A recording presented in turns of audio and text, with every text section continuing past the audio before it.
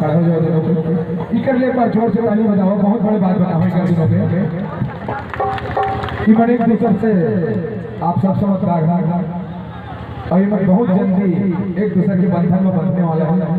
इकर मन के दीर्घायु के लिए और इकर मन की जोड़ी सलामत रहे के लिए जोर से दिल से ताली लगा दो।